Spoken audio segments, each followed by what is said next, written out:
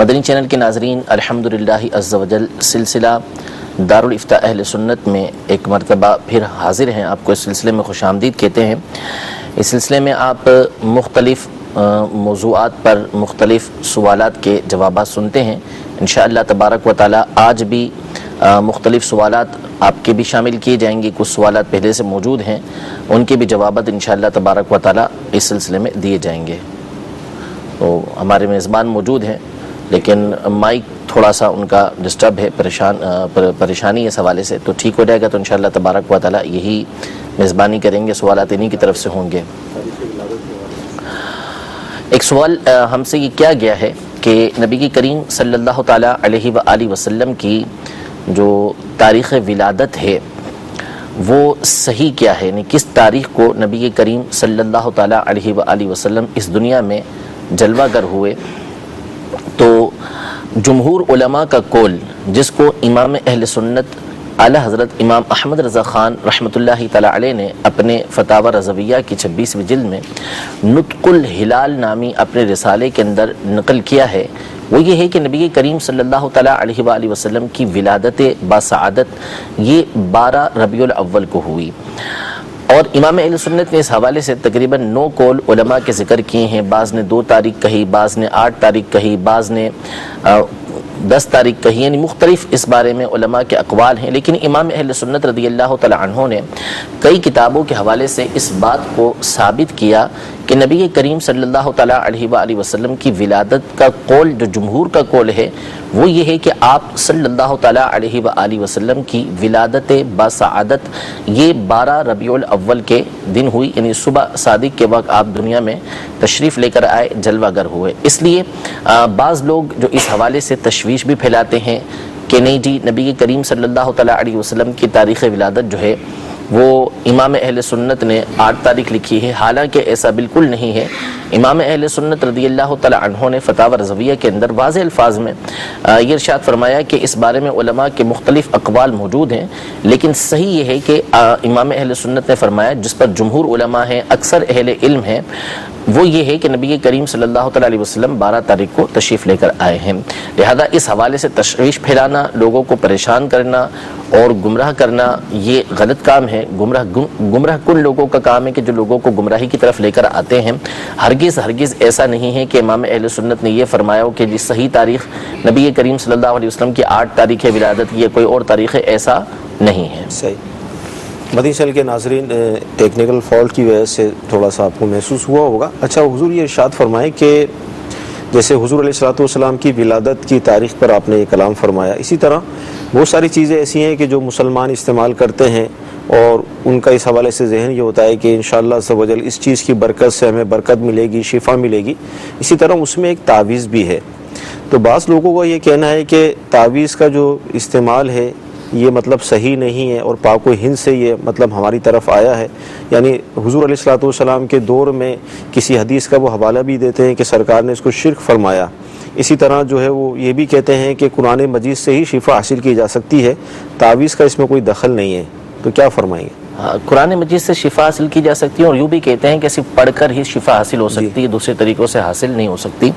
سب سے پہلی بات تو تعویذ کے حوالے سے جو احادیث طیبہ ہیں انشاءاللہ وہ میں عرض کرتا ہوں، لیکن اس سے قبل میں یہ عرض کرتا چلوں کہ جیسا کہ بعض لوگوں نے یہ مشہور کیا کہ قرآن پاک سے صرف پڑھ کر جو ہے وہ شفا حاصل ہوتی ہے، حالانکہ قرآن پاک میں ایسی کوئی بات موجود نہیں۔ قرآن پاک میں وَنُنَزِّلُ مِنَ الْقُرْآنِ مَا هُوَ شِفَاءٌ، کہ ہم نے قرآن میں سے وہ نازل کیا کہ جو شفا ہے۔ قرآن کے اندر مطلق یہ فرمایا کہ قرآن کے اندر شفا موجود ہے، اس میں کوئی یہ موجود نہیں ہے کہ قرآن پاک پڑھ کر ہی کسی کے پر دم کیا جائے تو اسے شفا حاصل ہوگی، کوئی دوسرا طریقہ قرآن پاک سے شفا حاصل کرنے کا نہیں ہے۔ دیکھیے قرآن پاک کا جو مقصد اصلی ہے، قرآن پاک جو نازل کیا گیا ہے اس کا بنیادی مقصد ہے کہ اس میں غور و فکر کیا جائے، غور و فکر کرنے کے بعد اس سے ہدایت کو حاصل کیا جائے، ٹھیک ہے، یہی قرآن پاک کو نازل کرنے کا مقصد ہے۔ اسی کو ہدی للناس فرمایا کہ تمام لوگوں کے لیے اس کے اندر ہدایت ہے۔ لیکن ہرگز اس کا یہ مطلب نہیں کہ قرآن پاک میں غور و فکر کرنے کا مطلب یہ ہو کہ قرآن پاک کو پڑھنا ہی چھوڑ دیا جائے، یعنی اگر کوئی غور و فکر نہیں کرتا تو وہ قرآن پاک کو پڑھے گا ہی نہیں، ایسا نہیں، بلکہ قرآن پاک کو پڑھنے کا الگ سے حکم ہے کہ قرآن پاک کو پڑھا جائے۔ امام احمد بن حنبل کے حوالے سے اتحاف السادۃ المتقین کے اندر علامہ حافظ محدث زبیدی رحمۃ اللہ تعالی فرماتے ہیں کہ اللہ تبارک و تعالی کو خواب کے اندر دیکھا تو پوچھا کہ سب سے بہتر عمل کون سا ہے؟ تو ارشاد فرمایا اللہ تبارک و تعالیٰ نے کہ قرآن پاک پڑھنا. تو فرمایا سمجھ کر یا بغیر سمجھے؟ کا بغیر سمجھے بھی کوئی پڑھتا ہے تو یہ افضل عمل ہے. تو قرآن پاک کو پڑھنا یہ بھی افضل عمل ہے، اچھا کام ہے، ایک ایک حرف کے اوپر اللہ تبارک و تعالیٰ نے کی عطا فرماتا ہے. اسی طرح قرآن پاک کو پڑھنے کا مطلب یہ نہیں کہ آپ قرآن پاک میں غور و فکر کریں، قرآن پاک کو پڑھیں. اس کا مطلب یہ نہیں ہے کہ قرآن پاک کو دوسرے کسی ذریعے کے لیے استعمال ہی نہیں کیا جا سکتا. صحابہ کرام علیہم رضوان نے قرآن پاک کو چوما، تو یہ چومنا کیا ہے؟ یعنی قرآن پاک کی تعظیم کرنا تھا، تکریم کرنا تھا کہ جس کے ذریعے سے ثواب اللہ تبارک و تعالیٰ کی بارگاہ سے حاصل کیا جائے. اسی طرح فقہائے کرام نے اس بات کو لکھا کہ قرآن پاک کو دیکھ کر پڑھنا یہ حفظ پڑھنے سے بہتر ہے. افضل یہ ہے کہ بندہ دیکھ کر پڑھے. وجہ یہ ہے کہ بندے کو پڑھنے کا بھی ثواب ملے گا، دیکھنے کا بھی ثواب ملے گا، یعنی قرآن کو دیکھنا بھی ثواب ہے. اسی طرح علماء نے یہ ارشاد فرمایا کہ اگر کوئی قرآن کو ہاتھ میں لے کر دیکھ کر پڑھ رہا ہے تو یہ اور زیادہ افضل ہے، اس لیے کہ اس میں دیکھنا بھی ہے، اس میں پڑھنا بھی، اور اس میں قرآن پاک کو چھونا بھی ہے. تو ہمارے لیے قرآن ہر طرح سے باعث برکت ہے. اور یہ بات صرف ہمارے نزدیک نہیں بلکہ اس پر کئی دلائل موجود ہیں. امام بغوی رحمۃ اللہ تعالی علیہ مشہور محدث ہیں اور ان کی کتاب ہے شرح السنہ کے نام سے، جو حدیث کی مشہور کتاب ہے شرح السنہ، انہی کی کتاب مصابیح السنہ کے نام سے. تو امام بغوی رحمۃ اللہ تعالی علیہ شرح السنہ کے اندر نقل کرتے ہیں کہ حضرت عائشہ رضی اللہ تعالی عنہا نے یہ ارشاد فرمایا کہ یہ ارشاد فرماتے ہیں کہ حضرت عائشہ رضی اللہ تعالی عنہا کے بارے میں مروی ہے کہ انہا کانت لا ترى بأسا ان يعوذ في الماء ثم يعالج به المريض. یعنی کوئی شخص جو ہے وہ تعویذ جو ہے وہ پانی کے اندر ڈالے، جو قرآنی آیات سے لکھا ہوا ہے، اور اس کے ذریعے سے وہ مریض کا علاج کرے تو اس کے اندر کوئی حرج نہیں ہے، کوئی اس کے اندر کوئی برائی نہیں ہے، کوئی اس کے اندر حرج نہیں ہے. اسی طرح امام بغوی رحمۃ اللہ تعالی علیہ سیدنا عبداللہ بن عباس رضی اللہ تعالی عنہ سے یہ روایت کرتے ہیں کہ انہ امر ان یکتب لامرأۃ تعثر علیہا ولادتها آیتین من القرآن وکلمات ثم یغسل وتسقى. یعنی عورت جس کے لیے ولادت میں مشکل ہو رہی ہو اس کے لیے 2 آیتیں قرآن کی لکھی جائیں کسی برتن وغیرہ کے اندر، اور کچھ کلمات لکھے جائیں، پھر اس کے بعد اس کو دھویا جائے اور اس عورت کو اسے پلا دیا جائے تو اس کے لیے آسانی ہو جائے گی. اب دیکھیے کہ عبداللہ بن عباس رضی اللہ تعالی عنہ جن کے بارے میں علماء کا اتفاق ہے کہ وہ ترجمان القرآن ہیں، قرآن کے بہت بڑے مفسر ہیں. نبی کریم صلی اللہ تعالی علیہ وسلم نے ان کے لیے قرآن کی تعویل کی، تفسیر کی دعا کی تھی کہ اللہم علمہ التاویل، کہ یا اللہ اس کو قرآن کی تعویل سکھا، قرآن کی تفسیر سکھا. تو یہ قرآن کے اتنے بڑے مفسر، صحابی رسول، نبی کریم صلی اللہ تعالی علیہ وسلم کے چچا کے بیٹے، اور دوسری طرف حضرت عائشہ صدیقہ طیبہ رضی اللہ تعالی عنہا کی ذات گرامی، یہ قرآن پاک کو یعنی اگر کوئی لکھ رہا ہے اور اس کے ذریعے دھو کر اس کو پی رہا ہے تو اس کے اندر شفا کو بیان کر رہے ہیں. تو ہم اس بات کو تسلیم کریں کہ جو صحابہ کرام علیہم رضوان فرما رہے ہیں، یا کوئی مطلق فتویٰ دے دے اس کی بات کو تسلیم کریں. یقیناً صحابہ کرام علیہم رضوان کا ہی عمل وہ ہے کہ جس کے اوپر ہم نے عمل کرنا ہے. تو اس سے معلوم ہوا یہ جو میں نے اقوال ذکر کیے فقہائے کرام کے اور صحابہ کے کہ قرآن پاک سے ہر طریقے سے برکت حاصل کی جا سکتی ہے جو شریعت مطہرہ کے دائرے کے اندر آئے گا. اب رہا تعویذ کے حوالے سے جی، تو دیکھیے نبی کریم صلی اللہ تعالی علیہ وآلہ وسلم کی یہ حدیث پاک تو موجود ہے کہ آپ علیہ الصلوۃ والسلام نے ارشاد فرمایا کہ من علق التمیمۃ فقد اشرک، یعنی جس نے تعویذ لٹکایا اس نے شرک کیا. لیکن کیا اس کا مطلب یہ ہے کہ ہر طرح کا تعویذ لٹکانا یہ ممنوع ہو؟ ہرگز ہرگز ایسا نہیں ہے. امام ابن ابی شیبہ، ابو بکر بن ابی شیبہ رحمۃ اللہ تعالی علیہ، جو امام بخاری رحمۃ اللہ تعالی علیہ کے استاد ہیں، ان کی کتاب مصنف ابن ابی شیبہ کے نام سے، یہ اس میں سیدنا عبداللہ بن عمر بن العاص رضی اللہ تعالی عنہما سے روایت کرتے ہیں کہ نبی کریم صلی اللہ تعالی علیہ وسلم نے ارشاد فرمایا کہ اذا فزع احدکم من فی نومی، جب تم میں سے کوئی شخص اپنی نیند کے اندر ڈر جائے، فلیقل، اسے چاہیے کہ وہ یوں کہے کہ اعوذ بکلمات اللہ التامات من غضبہ وسوء عقابہ ومن شر عبادہ ومن شر الشیاطین وما یحضرون. یعنی وہ یہ الفاظ کہے کہ اے اللہ، میں اللہ تبارک و تعالیٰ کی پناہ طلب کرتا ہوں اس کے جو کلمات تامہ ہیں ان کے ذریعے سے اللہ تبارک و تعالیٰ کے غضب سے، اللہ تبارک و تعالیٰ کے عقاب سے، بندوں کے شر سے اور شیاطین کے شر سے کہ وہ میرے پاس آئیں، ان تمام سے میں پناہ طلب کرتا ہوں. اس کو نقل کرنے کے بعد لکھا کہ فکان عبداللہ یعلمها ولدها من ادرک منہم، یعنی حضرت عبداللہ بن عمر رضی اللہ تعالی عنہما کا یہ انداز تھا کہ یہ الفاظ اپنی بالغ اولاد کو سکھاتے تھے کہ یہ کلمات سیکھ لو، اور فرماتے ہیں وَمَن لَمْ يُدْرِكْ كَتَبَهَا وَعَلَّقَهَا عَلَيْهِ، یعنی جو نابالغ چھوٹے بچے ہوتے تھے وہ تعویذ لکھتے، ان کلمات کو لکھتے اور ان بچوں کی گردن کے اندر لٹکا دیا کرتے تھے۔ یہ کون ہے؟ عبداللہ بن عمر بن العاص رضی اللہ تعالی عنہما، جو نبی کریم صلی اللہ تعالی علیہ وسلم کے جلیل القدر صحابی ہیں۔ اور اس حدیث مبارکہ کو امام ابو بکر بن ابی شیبہ رحمۃ اللہ تعالی علیہ نے اپنی مصنف کے اندر نقل کیا، جو امام بخاری کے استاد ہیں۔ اسی طرح اس حدیث مبارکہ کو امام احمد بن حنبل نے اپنی مسند کے اندر نقل کیا، جو امام بخاری کے استاد بھی ہیں اور کروڑوں حنبلیوں کے پیشوا بھی ہیں، وہ اپنی اس کتاب کے اندر اس کو نقل کرتے ہیں۔ اسی طرح صحاح ستہ کے مشہور مصنف امام ابو داود رحمۃ اللہ تعالی علیہ اپنی سنن کے اندر اس کو نقل کرتے ہیں، اور یہ قاعدہ ہے کہ جب امام ابو داود رحمۃ اللہ تعالی علیہ اپنی کتاب کے اندر کسی حدیث پاک کو نقل کر کے اس کے بارے میں کچھ نہ فرمائے تو وہ حدیث ان کے نزدیک حسن ہوا کرتی ہے، یعنی ایک اچھے درجے کی وہ حدیث پاک ہوتی ہے۔ اسی طرح امام ترمذی رحمۃ اللہ تعالی علیہ نے اپنی جامع کے اندر اس حدیث پاک کو نقل کیا اور فرمایا کہ یہ حدیث پاک حسن غریب ہے۔ اسی طرح امام حاکم جو مشہور محدث ہیں، انہوں نے اپنی مستدرک کے اندر اس حدیث پاک کو نقل کر کے فرمایا کہ یہ صحیح الاسناد ہے، صحیح حدیث مبارکہ ہے۔ اسی طرح امام نسائی رحمۃ اللہ تعالی علیہ نے اپنی کتاب عمل اليوم واللیلہ کے اندر اس حدیث پاک کو نقل کیا ہے، یعنی کثیر محدثین نے اس حدیث پاک کو اپنی کتابوں کے اندر نقل کیا۔ تو اب آپ ارشاد فرمائیے کہ حضرت عبداللہ بن عمر بن العاص رضی اللہ تعالی عنہما کیا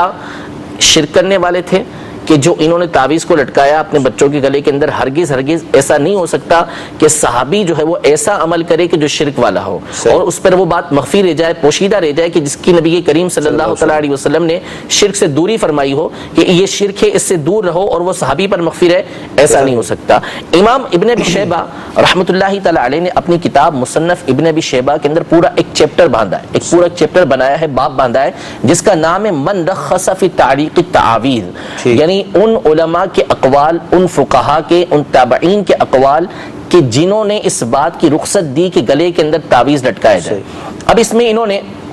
سیدنا سعید بن مسیب رضی اللہ تعالی عنہ، یہ وہ تابعی بزرگ ہیں کہ جن کے بارے میں محدثین کی ایک بڑی تعداد قائل ہے کہ تابعین میں سب سے افضل ہیں۔ یہ دو قول ہیں علماء کے، ایک قول یہ ہے کہ خیر التابعین حضرت اویس قرنی رضی اللہ تعالیٰ عنہ ہیں، جیسا کہ مسلم شریف کی حدیث مبارکہ کے اندر ہے، اور دوسرا قول علماء کا سیدنا سعید بن مسیب کے بارے میں ہے کہ تابعین کی جماعت، یعنی وہ کہ جو صحابہ کرام علیہ رضوان کے شاگرد ہیں، صحابہ کرام علیہ رضوان کی زیارت کرنے والے ہیں، ان میں سعید بن مسیب رضی اللہ تعالیٰ عنہ افضل ترین ہستی ہیں۔ تو سیدنا سعید بن مسیب رضی اللہ تعالیٰ عنہ سے سوال کیا گیا کہ تعویذ کے بارے میں کیا حکم ہے؟ تو آپ نے فرمایا لا بأس به اذا كان في ادیم، یعنی اگر وہ کسی چمڑے وغیرہ کے اندر ہے تو اس میں کوئی حرج نہیں، اس کو پہنا جا سکتا ہے۔ یہ سعید بن مسیب رضی اللہ تعالی عنہ کا فتویٰ ہے۔ اسی طرح امام مجاہد رحمۃ اللہ تعالی علیہ، یہ جلیل القدر تابعی ہیں، سیدنا عبداللہ بن عباس رضی اللہ تعالی عنہما کے شاگرد ہیں، اور 3 مرتبہ سیدنا عبداللہ بن عباس رضی اللہ تعالی عنہما کے سامنے قرآن پاک پڑھا اور فرماتے ہیں کہ ہر آیت پر رک کر میں نے اس کے بارے میں حضرت عبداللہ بن عباس رضی اللہ تعالی عنہما سے اس کا معنی معلوم کیا کہ اس کا مطلب کیا ہے۔ یہ ارشاد فرماتے ہیں کہ ان کے بارے میں لکھا ہے مصنف ابن ابی شیبہ کے اندر کہ کان مجاہد یکتب للناس التعویذ فیعلقہ علیہم، یعنی حضرت مجاہد رحمۃ اللہ تعالی علیہ یہ تعویذ لکھا کرتے تھے لوگوں کے لیے اور ان کے گلے کے اندر لٹکا دیا کرتے تھے۔ امام مجاہد یہ کام کیا کرتے تھے۔ اسی طرح امام جعفر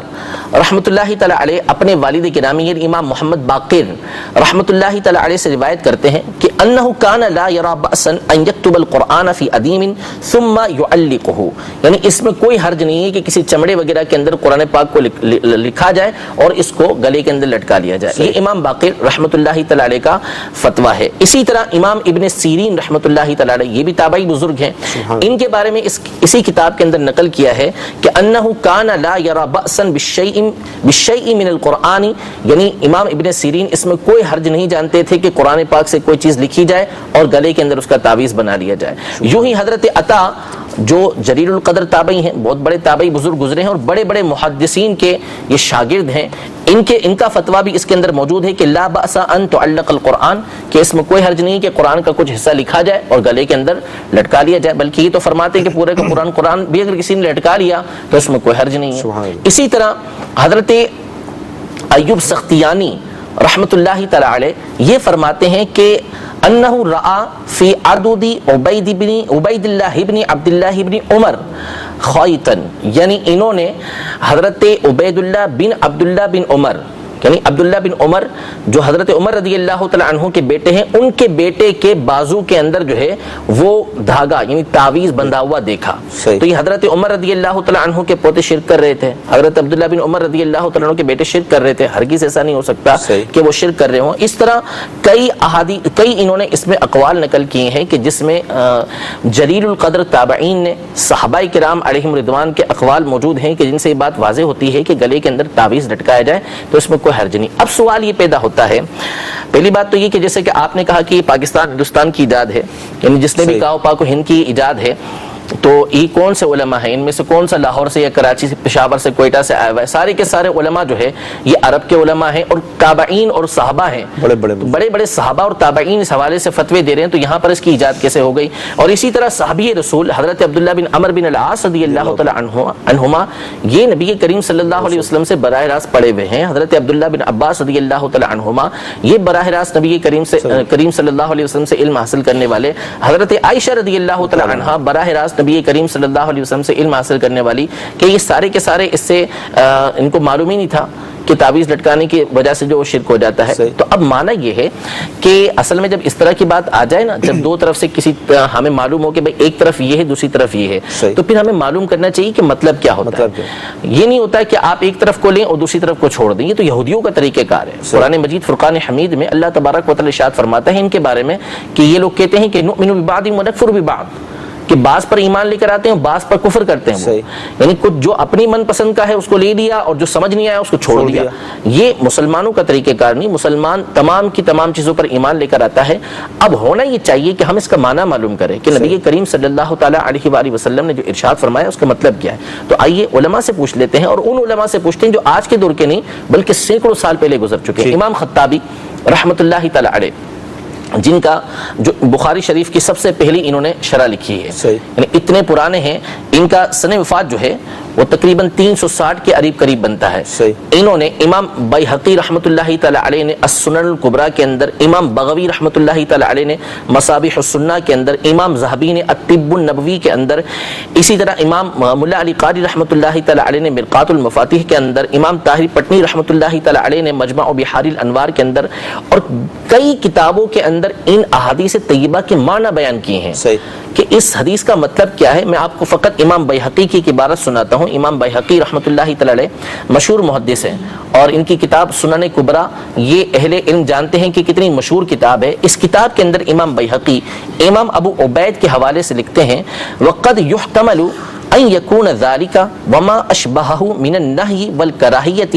في من تعلقها وهو يرى تمام العافيه وزوال العله منها على ما كان اهل الجاهليه يصنعون، فاما من تعلقها متبركا بذكر الله تعالى فيها وهو يعلم ان لا كاشف الا الله ولا دافع عنه سواه فلا باس بها ان شاء الله تعالى. یعنی ابو عبید یہ کہتے ہیں کہ یہ جو احادیث طیبہ کے اندر منع کیا گیا ہے یا مکروہ قرار دیا گیا ہے تعویذ لٹکانے کو، تو اس کا مطلب یہ ہے کہ کوئی شخص جس طرح اہل جاہلیت کا عقیدہ تھا کہ تعویذ ہی شفا دینے والا ہے، تعویذ ہی سے مکمل شفا حاصل ہوتی ہے، تعویذ ہی کی وجہ سے ساری کی ساری بیماریاں دور ہوتی ہیں، یعنی وہ تعویذ کو مؤثر حقیقی سمجھ رہا ہوتا ہے، اس بنیاد پر اس سے منع کیا گیا. امام بیہقی فرماتے ہیں کہ جاہلیت والے اہل جاہلیت جس طرح کرتے تھے اس انداز میں. بہرحال اگر کوئی اللہ تبارک و تعالیٰ کے نام کے ساتھ برکت حاصل کرتے ہوئے اس کو لٹکاتا ہے اور اس کا عقیدہ یہ ہے کہ مصیبت کو دور کرنے والا، پریشانی کو دور کرنے والا اللہ کے سوا کوئی نہیں ہے، تو اس میں کوئی حرج نہیں ہے. تو اب کسی بھی مسلمان سے آپ پوچھ لیں کہ وہ کیا تعویذ کو مؤثر حقیقی سمجھتا ہے؟ ہرگز وہ مؤثر حقیقی نہیں سمجھتا. وہ جانتا ہے کہ شفا دینے والا اللہ تبارک و تعالیٰ ہے. یہ تعویذ ایک سبب بنتا ہے، جیسا کہ عام دوسری دوائیاں ہیں. ظاہر ہے کہ اگر کوئی یہ اعتقاد رکھتا ہے کہ جو پین کلر گولی ہے وہ شفا دینے والی ہے، اللہ تبارک و تعالیٰ شفا نہیں دیتا، یہ کھاؤں گا تو شفا ملے گی، تو کافر ہو جائے گا، مشرک ہو جائے گا. یعنی وہ گولی کو، انجیکشن کو، آپریشن کو اگر سمجھے گا کہ اسی کے ذریعے شفا حاصل ہوگی، اللہ تبارک و تعالیٰ کا نعوذ باللہ اس میں کوئی دخل نہیں، تو یہ چیز تو کفر بن جائے گی۔ تو اسی طرح تعویذ کے حوالے سے یہ حکم ہے کہ اگر کوئی شخص اس کے بارے میں مکمل یہی اعتقاد رکھتا ہے کہ شفا دینے والی ذات اللہ کی نہیں، مصیبت دور کرنے والی ذات اللہ تبارک و تعالیٰ کی نہیں بلکہ یہ تعویذ ہے، تو پھر اس صورت میں یہ واقعی کفر ہو جائے گا۔ لیکن اگر وہ یہ اعتقاد رکھتا ہے کہ مصیبت پریشانی دور اللہ تبارک و تعالیٰ کرے گا، عافیت اللہ تبارک و تعالیٰ عطا فرمائے گا، یہ صرف ایک واسطہ وسیلہ بن رہا ہے، تو اس کے اندر کوئی حرج نہیں۔ اور یہ بات امام بیہقی رحمۃ اللہ تعالیٰ علیہ جو 5ویں صدی ہجری کے بزرگ گزرے ہیں وہ بھی بیان فرما رہے ہیں، امام ذہبی رحمۃ اللہ تعالیٰ علیہ جو 8ویں صدی ہجری کے بزرگ ہیں وہ بھی بیان فرما رہے ہیں، امام ملا علی قاری رحمۃ اللہ تعالیٰ علیہ جو 10ویں صدی ہجری کے بزرگ ہیں وہ بھی اس بات کو بیان فرما رہے ہیں، طاہر پٹنی گجراتی رحمۃ اللہ تعالیٰ علیہ جو اسی صدی کے بزرگ گزرے ہیں، یعنی 11ویں صدی ہجری کے اندر، وہ بھی اس بات کو بیان فرما رہے ہیں، امام محی السنہ بغوی رحمۃ اللہ تعالیٰ علیہ یہ بھی اس بات کو بیان فرما رہے ہیں۔ بلکہ امام بغوی رحمۃ اللہ تعالیٰ علیہ نے تو شرح السنہ کے اندر یہاں تک لکھا کہ تعویذ کو کوئی اگر اس لیے لٹکاتا ہے کہ اس کے ذریعے سے تقدیر کو رد کر دے گا، تقدیر کے رد کرنے کا ارادہ کرتا ہے، تو یہ تعویذ منع ہے، یعنی اس کے ذہن کے اندر یہ ہے کہ تقدیر اس سے دور ہو جائے گی، اللہ تعالیٰ نے جو لکھا وہ اس سے ہٹ جائے گا، تو یہ ممنوع ہوگا۔ تو ورنہ اگر ایسا نہیں ہے تو اس کے اندر کوئی حرج نہیں ہے۔ تو ہونا یہ چاہیے کہ آپ جب عقیدہ بیان کریں، نظریہ بیان کریں، تو تمام کی تمام چیزوں کو دیکھیں۔ اگر آپ مطلق اس بات کو بیان کر دیں گے تو پھر آپ کا دیکھیں فتویٰ کہاں پر جا رہا ہے۔ آپ کا یہ فتویٰ ایک حدیث صحیح جو ثابت حضرت عبداللہ بن عمر بن العاص رضی اللہ تعالی عنہما سے، ان پر بھی جا کے لگے گا، آپ کا یہ فتویٰ امام مجاہد پر بھی جا کے لگے گا، آپ کا یہ فتویٰ امام باقر رحمۃ اللہ تعالی پہ جا کے لگے گا، آپ کا یہ فتویٰ امام ابن سیرین پہ لگے گا، آپ کا یہ فتویٰ سعید بن مسیب پر جا کے لگے گا، آپ کا یہ فتویٰ حضرت عطا پہ جا کے لگے گا، آپ کا یہ فتویٰ حضرت عبداللہ بن عمر رضی اللہ تعالی عنہم کی ذات پہ جا کے لگے گا۔ یعنی اتنے بڑے بڑے فقہا، اتنے بڑے بڑے محدثین، یہ تو میں نے محدثین کے اقوال ذکر کیا۔ اگر آپ فقہاء کرام کی کتابوں کے اوپر آئیں تو رد المختار ہو یا تحتاوی ہو، ہماری فقہ حنفی کے اندر تو اس کی اجازتیں موجود ہیں، ٹھیک ہے، کہ پوری کتابوں کے اندر اس کی ابحاث موجود ہیں، تو ان تمام کے اوپر آپ کا فتویٰ جا کے لگے گا اور یہ سارے کے سارے مشرک قرار پائیں گے۔ تو ہونا یہ چاہیے کہ آپ دونوں طرح کی باتوں کو دیکھیں۔ تو وہاں پر جو تعویذات لٹکائے جاتے تھے جس سے منع کیا گیا وہ شرک و کفر والے الفاظ ہوا کرتے تھے، اس لیے علماء نے فرمایا کہ اگر نعوذ باللہ اس کے اندر شرک و کفر والے الفاظ ہیں تو ہم بھی اس کو کفر کہتے ہیں، کہ یہ چیز جائز ہی نہیں ہے کہ شرک و کفر والے کلمات جو ہے وہ بندہ اپنے گلے کے اندر لٹکائے۔ اگر اس کو معلوم ہے کہ اس کے اندر شرک و کفر والے الفاظ موجود ہیں اور پھر اس پہ راضی ہو کر کوئی لٹکا لیتا ہے تو پھر یہ کفر کی صورت بن جائے گی۔ اور اگر شرک و کفر والے الفاظ نہیں لیکن حرام الفاظ ہیں تو بھی اس کی اجازت نہیں ہے، مجہول الفاظ ہیں تو بھی اس کی اجازت نہیں ہے۔ صرف وہ کہ قرآنی آیات بزرگوں سے ثابت جو تعویذات ہیں جو صحیح ہیں ان کو لٹکانے کی شریعت مطہرہ اجازت دیتی ہے، اور یہی تعویذ جو ہے وہ اہل سنت استعمال کرتے ہیں۔ باقی اس کے علاوہ شرک و کفر والے کلمات تو تصور ہی نہیں ہے کہ کوئی سنی جو ہے اس کو اپنے گلے کے اندر لٹکائے۔ قرآن کی آیات سے ماخوذ کچھ باتیں ہوتی ہیں اسی کو جو ہے وہ لکھ کر لٹکا لیا جاتا ہے، یا ان کے عادات ہوتے ہیں جس کو لکھ کر جو ہے وہ لٹکا لیا جاتا ہے اور اس کے ذریعے شفا حاصل ہوتی ہے، اور شفا دینے والی اللہ تبارک و تعالیٰ کی ذات ہوتی ہے، یہ صرف واسطہ اور وسیلہ بنتے ہیں۔ ماشاءاللہ عز و جل مفتی صاحب نے بڑی تفصیل سے الحمدللہ عز و جل تعویذ کے جائز ہونے کے حوالے سے ارشاد فرمایا۔ جو غلط فہمیاں ہیں، جو غلط عقائد بیان کیے جاتے ہیں، اس کا بھی آپ نے رد فرمایا۔ تو یہ دعوت اسلامی کے سلسلوں کی برکت ہے کہ الحمدللہ عز و جل جو اصل بات ہے وہ ناظرین تک پہنچانے کی کوشش کی جا رہی ہے۔ آئیے آپ کی کالز کو ہم شامل سلسلہ کرتے ہیں۔ یہ بچوں کی جو سالگرہ مناتے ہیں یہ جائز ہے یا نہیں ناجائز ہے؟ انشاءاللہ عرض کرتے ہیں۔ جی اگلی کال۔ میرا سوال مفتی صاحب کی بارگاہ میں یہ ہے کہ ربیع النور شریف کا روزہ رکھا جاتا ہے کہ نہیں، اور یہ بھی ارشاد فرما دے کہ وہ کون سے 5 دن ہیں جس میں روزہ رکھنا ناجائز ہے۔ انشاءاللہ عرض کرتے ہیں۔ سالگرہ جو بچوں وغیرہ کی بھی منائی جاتی ہے، کیا فرمائیں گے اس حوالے سے؟ سالگرہ دیکھیں، خود سالگرہ میں تو کوئی مسئلہ نہیں ہے، ٹھیک ہے، کہ سالگرہ منانا یعنی جس دن ولادت ہوئی ہے اس دن جو ہے وہ کوئی خوشی منا رہا ہے تو اس میں کوئی حرج نہیں ہے۔ نبی کریم صلی اللہ علیہ وسلم ہر پیر کو روزہ رکھتے تھے، اور یہی ارشاد فرمایا جب پوچھا گیا تو ایک وجہ یہ بیان کی کہ فیہ ولدت، اس دن میں پیدا ہوا تو میں روزہ رکھتا ہوں۔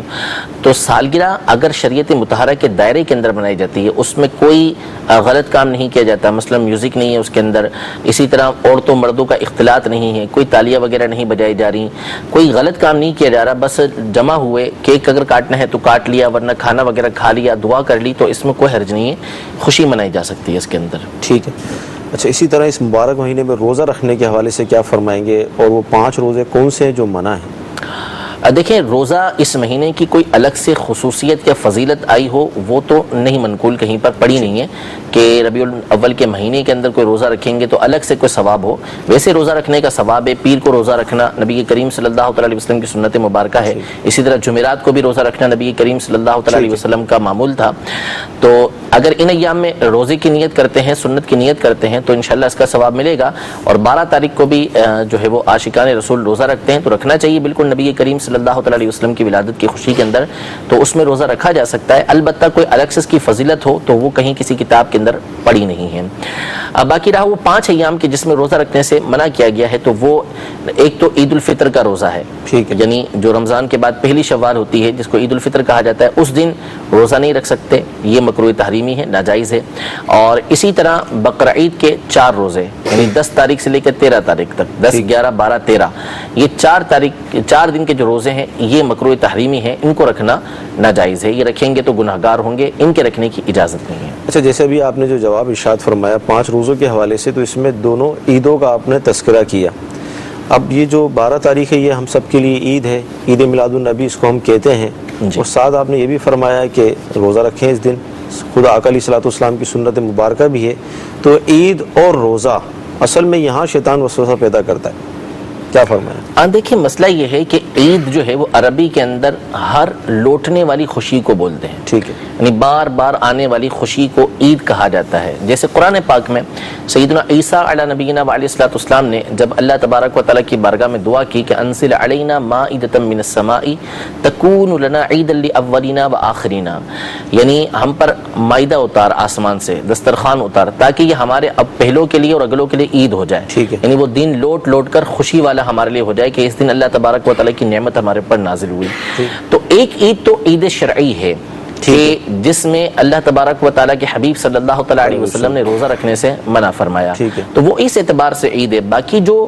دیگر عید ہیں وہ خوشی کے ایام کے اعتبار سے عید ہیں. اب ہر جمعہ جو ہے وہ ہمارے لیے عید کا دن ہے, تو اگر کوئی جمعرات یا ہفتے کا روزہ رکھتا ہے تو بلا کراہیت, بغیر کسی کراہیت کے وہ جمعے کا روزہ رکھ سکتا ہے. اس کی حدیث پاک کے اندر اجازت دی ہے, حالانکہ جمعے کو مسلمانوں کی عید کا دن قرار دیا گیا ہے. حدیث پاک کے اندر موجود ہے کہ جمعہ مسلمانوں کی عید کا دن ہے, تو اس دن روزہ رکھنے کی شریعت مطہرہ اجازت دیتی ہے. خوشی کا کوئی بھی دن آتا ہے تو اس کو عربی زبان میں عید کا دن کہا جاتا ہے, اور وہاں پہ روزہ رکھنے کی ممانعت نہیں ہوتی. ممانعت فقط جس کو نبی کریم صلی اللہ علیہ وسلم نے منع فرما دیا انہی دنوں میں روزہ رکھنے کی ممانعت ہوگی, ہر خوشی کے دن میں روزہ رکھنے کی ممانعت یہ نہیں ہے. ٹھیک جی, اس حوالے سے بھی جواب مل گیا. مزید کالز اس شعر کا مطلب بتا دیجیے. طیبہ سے منگائی جاتی ہے, سینوں میں چھپائی جاتی ہے, توحید کی میں پیالوں سے نہیں نظروں سے پلائی جاتی ہے, اس کے بارے میں وضاحت فرما دیجیے گا. جی انشاءاللہ. جی اگلی کال. محمد شعیب, یہ میں پوچھنا چاہتا ہوں کہ جب محمد صلی اللہ علیہ وسلم کا نام آئے تو انگوٹھا چومنا کیسا ہے, یہ میرا سوال ہے. طیبہ سے منگائی جاتی ہے, سینوں میں چھپائی جاتی ہے, توحید کی میں پیالوں سے نہیں نظروں سے پلائی جاتی ہے. دیکھیے شاعر کا مفہوم تو بالکل واضح ہے, ٹھیک کہ جو توحید ہے, اللہ تبارک و تعالیٰ کو واحد ماننا, یہ جو اصل حاصل ہوتی ہے وہ بزرگوں کے در سے ہی حاصل ہوتی ہے, نبی کریم صلی اللہ تعالیٰ علیہ وسلم کے در سے ہی حاصل ہوتی ہے. یعنی اللہ تبارک و تعالیٰ کو واحد ماننا جو ہم نے سیکھا ہے, ہمیں کیسے پتہ چلا کہ اللہ تبارک و تعالیٰ معبود برحق ہے, اللہ تبارک و تعالیٰ واحد ہے, ظاہر ہے کہ یہ نبی کریم صلی اللہ تعالیٰ علیہ وسلم کے در سے ہمیں معلوم ہوا. آپ نے آ کے اس بات کی دعوت دی کہ قولوا لا الہ الا اللہ, اللہ کے سوا کوئی معبود نہیں ہے. تو نبی کریم صلی اللہ تعالیٰ علیہ وسلم کے در سے, آپ کی ذات کے ذریعے سے ہمیں توحید حاصل ہوئی, اللہ تبارک و تعالیٰ کا واحد ہونا معلوم ہوا. اور پھر نبی کریم صلی اللہ تعالیٰ علیہ وآلہ وسلم کے در سے جو صحابہ کرام علیہم رضوان, تابعین, بزرگان دین رحمہم اللہ اجمعین, یہ تمام کے تمام جو فیض حاصل کرتے رہے وہ آگے پہنچاتے رہے. تو یہ جو توحید کی میں جو ہے نظروں سے پلائی جاتی ہے, اس کا مطلب یہ ہے کہ یہ بزرگان دین رحمہم اللہ اجمعین جو ہے وہ بے عملوں کو عمل کی طرف اپنی نظروں کے ساتھ لے آتے ہیں, اور جو دین اسلام سے دور ہوتے ہیں, غیر مسلم ہوتے ہیں, اپنی نظروں کے ذریعے ان کو مسلمان کر دیتے ہیں. اس کو کہا کہ نگاہ ولی میں وہ تاثیر دیکھی, بدلتی ہزاروں کی تقدیر دیکھی. تو اس کا مطلب یہ کہ وہ غیر مسلموں کی طرف نظر کریں تو ان کی تقدیر بدل کر ان کو مسلمان کر دیں، اور اگر فاسق و فاجروں کی طرف نظر کریں تو پھر ان کو جو ہے وہ باعمل بنا دیں، نیک بنا دیں، نیکوں کی طرف نظر کریں تو ان کو اللہ تبارک و تعالیٰ کا ولی بنا دیں، یہ اس کا مطلب بنتا ہے۔ سبحان اللہ۔ اسی طرح یہ ارشاد فرمائے کہ محمد کا نام جب ہم چومتے ہیں آقا علیہ الصلوۃ والسلام کا تو انگوٹھے چومتے ہیں، جی اس کی کیا اصل ہے؟ بالکل اس کی اصل بھی موجود ہے۔ پہلی بات تو یہ کہ اس پر حدیث پاک موجود ہے۔ امام شمس الدین سخاوی رحمۃ اللہ تعالی علیہ نے المقاصد الحسنہ کے اندر دارمی کے حوالے سے یہ حدیث پاک نقل کی ہے کہ جس میں اس بارے میں ارشاد فرمایا کہ جو انگوٹھے چومتا ہے نام محمد صلی اللہ تعالی علیہ وسلم کو سن کر تو اس کے لیے آقا علیہ الصلوۃ والسلام کی شفاعت حلال ہو جاتی ہے۔ یہ دیلمی شریف کی حدیث مبارکہ ہے، اور اس حدیث پاک کو کئی محدثین نے اپنی کتابوں کے اندر نقل کیا ہے۔ پہلی بات تو یہ کہ اس پر حدیث پاک موجود ہے، اور یہ امام شمس الدین سخاوی رحمۃ اللہ تعالی علیہ نے المقاصد الحسنہ کے اندر نقل کی ہے۔ دوسری بات یہ کہ اگر بالفرض اس پر کوئی حدیث پاک موجود نہ بھی ہو تو یہ ایک ایسا عمل ہے کہ جس میں اصلاً کوئی حرج نہیں ہے۔ کوئی بھی کسی کے نام پر انگوٹھے چوم رہا ہے یا ہاتھ چوم رہا ہے تو اس میں شریعت کیوں منع کرے گی؟ یہ تو محبت کا اظہار ہے نا، یعنی میں آپ کا نام آئے تو آپ کے نام آنے پر جو ہے وہ انگوٹھے چوم لوں تو آپ کو کتنی خوشی حاصل ہوگی، ٹھیک ہے۔ اسی طرح امام احمد بن حنبل رحمۃ اللہ تعالی علیہ کے سامنے سیدنا ابراہیم بن طہمان رحمۃ اللہ تعالی علیہ کا تذکرہ ہوا تو امام احمد بن حنبل ٹیک لگا کے بیٹھے ہوئے تھے، سیدھے ہو گئے، کہا کہ اتنے بڑی شخصیت کا نام آیا ہے تو یہ ٹیک لگا کے بیٹھنے یہاں پر مناسب نہیں ہے۔ اللہ،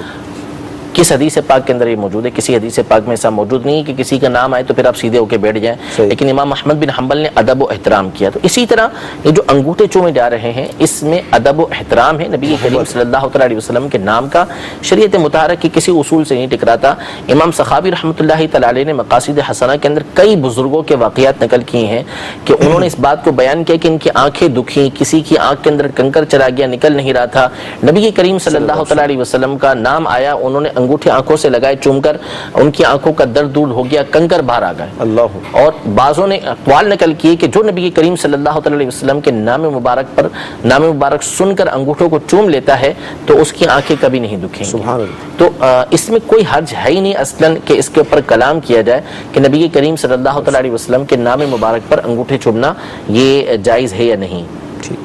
جی مزید کالز۔ محمد یونس فتح جنگ، میرا سوال ہے جو لوگ کو حلال چیز ہوتی ہے اس کو حرام کہتے ہیں، وہ خود پکائے تو ٹھیک ہے، دوسرے پکائیں تو حرام کو بولتے ہیں، کیا فرماتے ہیں؟ واضح حلال چیز یعنی کچھ خود پکائیں تو حلال ہے، دوسرے پکائیں تو حرام ہے، اس طرح غالباً فرمائیں۔ یہ تو پھر وہی بتائیں گے جن سے سوال ہے جو اس طرح کہتے ہیں کہ خود پکائیں دوسرے پکائیں تو حرام، خود پکائیں تو حلال۔ ظاہر ہے کہ اصول تو غلط ہے کہ دوسرا کرے تو فتویٰ، ہم کریں تو تقویٰ، یہ ٹھیک نہیں ہے۔ اصول سب کے لیے ایک ہی ہوتا ہے، نظریے اور عقیدے کی بات ہوتی ہے کہ کس نظریے سے وہ بندہ کیا کام کر رہا ہے۔ اچھا، ماہ میلاد چل رہا ہے اور آقا علیہ الصلوۃ والسلام کی خوشیاں منا رہے ہیں اور موضوع بھی ہمارا یہی ہے، تو مزید کیا ارشاد فرمائیں گے آقا علیہ الصلوۃ والسلام کی عظمت و شان کے حوالے سے، میلاد منانے کے حوالے سے، اپنے گھروں کو سجانے کے حوالے سے کیا فرمائیں؟ دیکھیں نبی کریم صلی اللہ تعالیٰ علیہ وآلہ وسلم کی آمد کی خوشیاں منانا یہ ہر مومن کا ایک ایسا جذبہ ہے، دینی جذبہ، کہ وہ ہر ایک خوشی کے ساتھ اس کو مناتا ہے، حتیٰ کہ اب تو یہ ہونے لگا کہ گھر گھر کے اندر یہ خوشیاں منائی جا رہی ہیں اور گھروں کو سجایا جا رہا ہے۔ یہ ایک ایسی چیز ہے کہ انکار کے باوجود بندے کو اسی کی طرف رجوع کرنا پڑے گا۔ نبی کریم صلی اللہ تعالیٰ علیہ وسلم کی جو محبت ہے اور اس پر میلاد کا منانا ہے، جشن کا منانا ہے، ایک فطری چیز ہے، طبعی چیز ہے۔ جیسے ہمیں وطن کی آزادی کی خوشی ہوتی ہے تو ہر مقام پر، چاہے وہ عرب شریف ہو، کوئی اور مقام ہو، عید الوطنی منائی جاتی ہے وہاں پر، یعنی ہر سال اس کو عید کا نام دے کے عید وطنی مناتے ہیں اس کے اوپر۔ تو نبی کریم صلی اللہ تعالیٰ علیہ وسلم کی ولادت کی خوشیاں منانا یہ شریعت مطہرہ کا عین تقاضا ہے۔ اللہ تبارک و تعالیٰ قرآن مجید فرقان حمید میں ارشاد فرماتا ہے وَأَمَّا بِنِعْمَةِ رَبِّكَ فَحَدِّثْ، کہ جو تجھ پر تیرے رب کی نعمت ہے اس کا چرچا کر۔ اور واضح الفاظ یہ موجود ہیں کہ نبی کریم صلی اللہ تعالیٰ علیہ وسلم نعمت کبریٰ ہیں، حضور علیہ السلام نعمت کبریٰ ہیں، تو اس نعمت کا چرچا تو بدرجہ اولا کرنا چاہیے۔ 12ویں میں چونکہ خاص آپ کی ولادت کا دن ہے اس لیے اس میں چرچا اور زیادہ کیا جاتا ہے۔ البتہ نبی کریم صلی اللہ تعالیٰ علیہ وآلہ وسلم کی سیرت طیبہ، آپ علیہ السلام کا حسن و جمال، آپ کا عز و جلال، آپ علیہ السلام کی شفقت و رحمت، ان تمام کا تذکرہ کیا جائے تو ان تمام کے تذکرے کا بنیادی مقصد علماء نے یہ بیان کیا کہ اس سے نبی کریم صلی اللہ تعالی علیہ وسلم کے دل میں عظمت پیدا ہوتی ہے، تعظیم پیدا ہوتی ہے، کہ جب ہم سنتے ہیں کہ ہمارے آقا علیہ الصلوۃ والسلام ایسے گورے گورے تھے، حضور علیہ الصلوۃ والسلام کی آنکھیں مبارکہ اتنی پیاری تھیں، حضور علیہ الصلوۃ والسلام اتنا پیارا جسم رکھتے تھے، اتنے پیارے انداز میں چلا کرتے تھے، خوبصورت آواز نبی کریم صلی اللہ تعالی علیہ وسلم کی تھی، آپ علیہ الصلوۃ والسلام کی سماعت ایسی تھی، یہ تمام باتیں ہم سنتے ہیں تو دل میں حضور علیہ الصلوۃ والسلام کے حسن و جمال کی محبت پیدا ہوتی ہے۔ پھر اس کے بعد ہم سنتے ہیں کہ صرف حسن و جمال نہیں بلکہ اللہ تبارک و تعالی نے بڑا عز و جلال بھی عطا فرمایا، بڑا مقام و مرتبہ عطا فرمایا کہ مخلوق میں آپ صلی اللہ تعالی علیہ وسلم سے بڑھ کر اللہ تبارک و تعالی کی ذات، اللہ تبارک و تعالی کی بارگاہ میں کسی کا مقام و مرتبہ سب سے بڑھ کر ہے، تو حسن و جمال بھی ہے، عز و جلال بھی ہے۔ پھر اس کے بعد ان تمام کے بعد جب ہم یہ دیکھتے ہیں کہ اتنی بڑی ہستی کائنات میں، ان سے بڑی کوئی ہستی نہیں، اللہ نے ان سے بڑھ کر کسی کو بنایا ہی نہیں، پھر اس کے بعد جب ہم یہ دیکھتے ہیں کہ اتنی بڑی ہستی ہم سے محبت کرتی ہے، ہماری خاطر روتی ہے، راتوں کو کھڑے ہو کر اللہ تبارک و تعالیٰ کی بارگاہ میں ہمارے لیے التجائے کرتی ہے، ساری رات امت کے لیے روتے ہوئے گزر جاتی ہے، تو یہ کیسی بات ہے کہ بندہ جو ہے وہ اگر غور و فکر کرے تو نبی کریم صلی اللہ تعالیٰ علیہ وسلم کی محبت کے اندر بس وہ اللہ تبارک و تعالیٰ سے دعا ہی کرتا رہے کہ مجھے ہر وقت نبی کریم صلی اللہ علیہ وسلم کی محبت کے اندر گما کے کہ اتنی بڑی ہستی مجھ سے اتنی محبت کرتی ہے۔ آج سے 1400 سال پہلے جب میں پیدا بھی نہیں ہوا، میرے آبا و اجداد بھی پیدا نہیں ہوئے، تو اس وقت نبی کریم صلی اللہ علیہ وسلم میرے لیے میرے رب عز و جل کی بارگاہ میں دعا کر رہے تھے، اتنے شفیق ہیں، اتنے رحیم ہیں میرے آقا علیہ الصلوۃ والسلام۔ تو یہ چیزیں بندے کے دل کے اندر نبی کریم صلی اللہ علیہ وسلم کی محبت کو بڑھاتی ہیں، اور محبت کا بنیادی تقاضا یہ ہے کہ جس سے محبت کی جائے اس کی پیروی کی جائے، اس کی اتباع کی جائے، اس کے طریقہ کار پہ چلا جائے۔ تو جشن ولادت منانے کا ایک بہترین سبق، ایک بڑا سبق یہ ہے کہ آپ علیہ الصلوۃ والسلام کے طریقہ کار پہ چلیں، آپ کی سنتوں کو اپنائیں، آپ علیہ الصلوۃ والسلام کی سنتوں پر عمل پیرا ہوں، اور اس کے لیے بہترین طریقہ کار دعوت اسلامی کے مدنی ماحول سے وابستہ ہو جانا ہے۔ مدنی چینل کے ناظرین، سلسلہ آپ نے دیکھا، یقیناً بے شمار علم دین کا خزانہ ہمیں حاصل ہوا۔ اللہ تعالیٰ کی بارگاہ میں دعا کرتے ہیں کہ اللہ تعالیٰ ہمارا آج کا سلسلہ اپنی بارگاہ میں قبول فرمائے، جو سنا ہے، جو سیکھا ہے، اس پر عمل کرنے کی توفیق عطا فرمائے۔ عشاء کی نماز ہوگی، عشاء کی نماز کے فوراً بعد انشاءاللہ عز و جل مدنی مذاکرے کا سلسلہ ہوگا، جس میں ہمیں بے شمار مدنی پھول ملتے ہیں، میل سنت خود جلوہ گر ہوتے ہیں، تو لہذا اسے بھی آپ دیکھنا مت بھولیے گا۔ اللہ تعالیٰ عمل کی توفیق عطا فرمائے۔ صلو علی الحبیب صلی اللہ تعالی علی محمد۔